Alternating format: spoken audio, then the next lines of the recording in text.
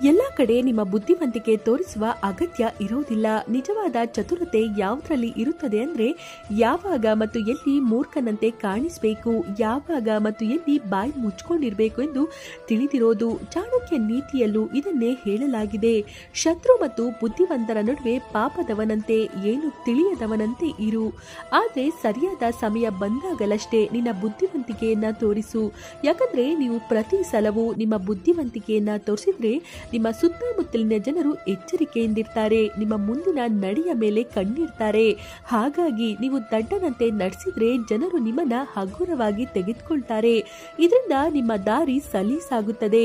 ಇವತ್ತಿನ ವಿಡಿಯೋದಲ್ಲಿ ತಿಳಿದುಕೊಳ್ಳೋಣ ಸ್ನೇಹಿತರೆ ಚಾಣಕ್ಯ ನೀತಿಯ ಆ 3 ನಿಯಮಗಳ ಬಗ್ಗೆ. ಇದರಿಂದ ಮೂರ್ಖನಂತೆ ನಟಿಸಿ ಕೂಡ ನಿಮ್ಮ ಗುರಿಯನ್ನ ನೀವು ಸಾಧಿಸಿಕೊಳ್ಬಹುದು. ಹಾಗಾಗಿ ತಿಳಿಯೋಣ ಬನ್ನಿ. ನಿಯಮ 1, ಅಹಂಕಾರಿ ವ್ಯಕ್ತಿಯೊಂದಿಗೆ ವಾದವನ್ನ ಮಾಡ್ತಿರೋದು. ಎಂದಿಗೂ ಅಹಂಕಾರಿ ವ್ಯಕ್ತಿಗಿಂತ ನೀವು ಬುದ್ಧಿವಂತರೆಂದು ತಿಳಿಸುವ ಪ್ರಯತ್ನವನ್ನ ಮಾಡಬಾರ್ದು.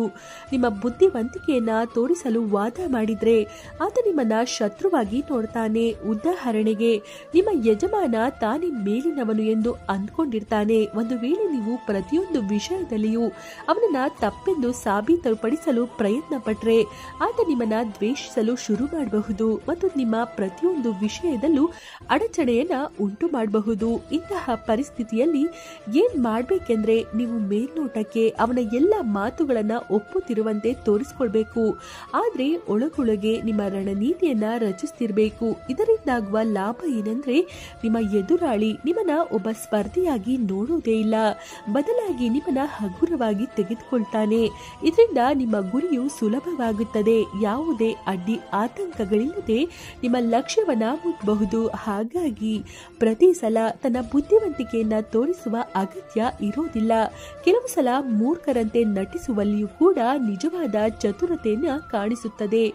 ನಿಯಮ 2, ಸರಿಯಾದ ಸಮಯ ಬರುವವರೆಗೂ ಸುಮ್ಮನಿರೋದು.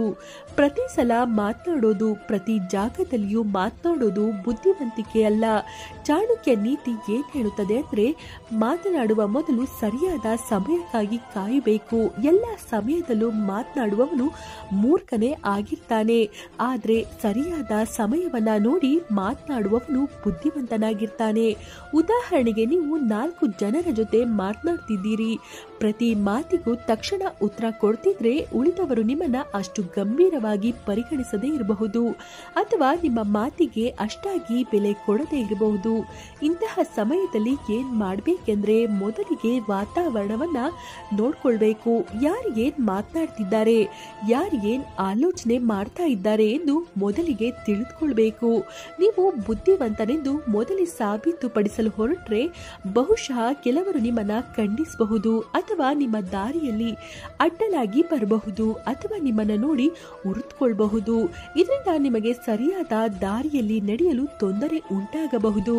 ಅದರ ಬದಲಾಗಿ ನೀವು ಶಾಂತವಾಗಿದ್ದು ಮೂರ್ಖನಂತೆ ನಡೆಸಿದ್ರೆ ಜನರು ನಿಮ್ಮನ್ನ ಹಗುರವಾಗಿ ತೆಗೆದುಕೊಳ್ತಾರೆ. ನಿಮ್ಮ ಗುರಿಯ ಮೇಲೆ ಲಕ್ಷ್ಯವಿಡೋದೇ ಇಲ್ಲ. ಆಗ ನೀವು ಯಾವುದೇ ಅಡ್ಡಿ ಆತಂಕಗಳಿಲ್ಲದೆ ಮುನ್ನುಗ್ಗಬಹುದು. ಯಾವಾಗ ಸರಿಯಾದ ಸಮಯ ಬರುತ್ತದೋ ಆಗ ನೀವು ಸಂಪೂರ್ಣವಾದ ಶಕ್ತಿಯೊಂದಿಗೆ ಮಾತನಾಡಬಹುದು.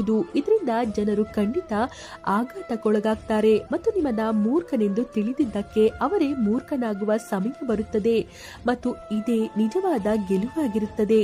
ಯಾವತ್ತೂ ನೆನಪಿಡಿ, ಹುಲಿಯು ಬೇಟೆಯಾಡುವ ಮೊದಲು ಎಂದಿಗೂ ಗರ್ಜಿಸೋದಿಲ್ಲ, ಬದಲಾಗಿ ಸುಮ್ಮನೆ ಬರುತ್ತದೆ. ಸರಿಯಾದ ಸಮಯ ಬಂದಾಗ ಒಮ್ಮೆಲೆ ದಾಳಿ ನಡೆಸುತ್ತದೆ. ಹಾಗೆ ನೀವು ಕೂಡ ನಿಮ್ಮ ಒಳಗಿನ ಜ್ವಾಲೆಯನ್ನ ಉರಿಸುತ್ತಾ ಇರಿ, ತಯಾರಿಯನ್ನ ನಡೆಸ್ತಾ ಇರಿ. ಆದ್ರೆ ನಿಮ್ಮ ಸಮಯ ನಿಮ್ಮ ಪಕ್ಷದಲ್ಲಿ ಬರುವ ತನಕ ಕಾಯ್ತಾ ಇರಿ. ಸಮಯ ಬಂದಾಗಲೇ ನಿಮ್ಮ ಯೋಗ್ಯತೆಯನ್ನ ತೋರಿಸಿ. ನಿಮ್ಮ ಶಕ್ತಿಯನ್ನ ಎಲ್ಲಿಯ ತನಕ ಮುಚ್ಚಿಡ್ಬೇಕಂದ್ರೆ ಅದರ ಸರಿಯಾದ ಬಳಕೆ ಎಲ್ಲಿ ಮಾಡಬೇಕೋ ಅಲ್ಲಿಯ ತನಕ.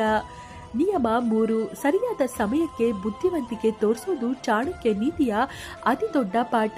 ತನ್ನ ಬುದ್ಧಿವಂತಿಕೆಯನ್ನ ಗುಪ್ತವಾಗಿಡೋದು. ಸಮಯ ಬಂದಾಗ ತನ್ನ ಬುದ್ಧಿಯ ಸರಿಯಾದ ಬಳಕೆ ಮಾಡುವವನೇ ನಿಜವಾದ ಬುದ್ಧಿವಂತನಾಗಿರ್ತಾನೆ. ಇದರ ಅರ್ಥ ಏನೆಂದ್ರೆ ಹೆಚ್ಚಿನ ಜನರು ತಾನು ಬುದ್ಧಿವಂತನೆಂದು ತೋರಿಸಲು ಇಷ್ಟಪಡ್ತಾರೆ.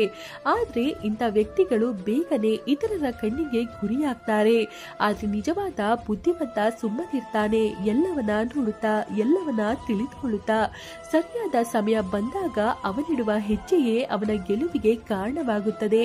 ಇದು ಯಾವ ತರಹ ಅಂದ್ರೆ ಒಬ್ಬ ಮೂರ್ಖನಂತೆ ನಟಿಸೋದು ಮತ್ತು ಜನರು ಏನ್ ಆಲೋಚಿಸ್ತಾರೆ ಅಂದ್ರೆ ಈತನು ಒಬ್ಬ ಮೂರ್ಖ, ಇದರಿಂದ ಏನು ಸಾಧ್ಯ ಇಲ್ಲ ಎಂದು. ಆದ್ರೆ ವಾಸ್ತವವಾಗಿ ಅವನು ಕಾಯ್ತಾ ಇರ್ತಾನೆ ಸರಿಯಾದ ಅವಕಾಶಕ್ಕಾಗಿ. ಯಾವಾಗ ಜನರು ಅವನನ್ನ ಹಗುರವಾಗಿ ತೆಗೆದುಕೊಳ್ಳಲು ಶುರು ಮಾಡ್ತಾರೋ ಆಗ ಅವನು ತನ್ನ ದಾಳವನ್ನ ಉರುಳಿಸ್ತಾನೆ ಮತ್ತು ಆಟವನ್ನ ಕೂಡ ಗೆಲ್ತಾನೆ. ಹಾಗಾಗಿ ಮೂರ್ಖರಂತೆ ಅಭಿನಯ ಮಾಡಿ, ಆದ್ರೆ ಮೂರ್ಖರಾಗಬೇಡಿ.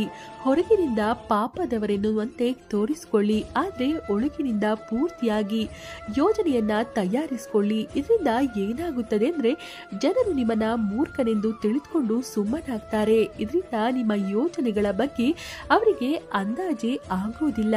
ಹಾಗಾಗಿ ಸಮಯ ಬರುವ ತನಕ ಕಾದು ಆಗಲಷ್ಟೇ ನಿಮ್ಮ ಬುದ್ಧಿವಂತಿಕೆಯನ್ನ ತೋರಿಸಬೇಕಾಗುತ್ತದೆ. ಸ್ನೇಹಿತರೆ, ಈ ನಿಯಮಗಳ ಸಾರವೇ ಇದು. ಪ್ರತಿ ಸಲ ಬುದ್ಧಿವಂತನೆಂದು ತೋರಿಸೋದು ಬುದ್ಧಿವಂತಿಕೆಯಲ್ಲ, ಆದ್ರೆ ಸಮಯ ಬಂದಾಗಲೇ ನಿಮ್ಮ ಬುದ್ಧಿವಂತಿಕೆಯನ್ನ ತೋರಿಸೋದು ನಿಜವಾದ ಚತುರತೆಯಾಗಿರುತ್ತದೆ ಮತ್ತು ಇದುವೇ ಸಫಲತೆಯ ಗುಟ್ಟಾಗಿರುತ್ತದೆ. ಸ್ನೇಹಿತರೆ, ಈ ಮಾಹಿತಿ ನಿಮಗೆ ಇಷ್ಟವಾಗಿದ್ದಲ್ಲಿ ದಯಮಾಡಿ ಲೈಕ್ ಮಾಡಿ, ಶೇರ್ ಮಾಡಿ. ಹಾಗೆ ಫ್ರೆಂಡ್ಸ್, ಯಾರೆಲ್ಲ ಇನ್ನು ನಮ್ಮ ಚಾನೆಲ್ ಅನ್ನು ಸಬ್ಸ್ಕ್ರೈಬ್ ಮಾಡಿಲ್ಲ ಅಂದ್ರೆ ದಯಮಾಡಿ ಸಬ್ಸ್ಕ್ರೈಬ್ ಮಾಡಿ. ಧನ್ಯವಾದಗಳು.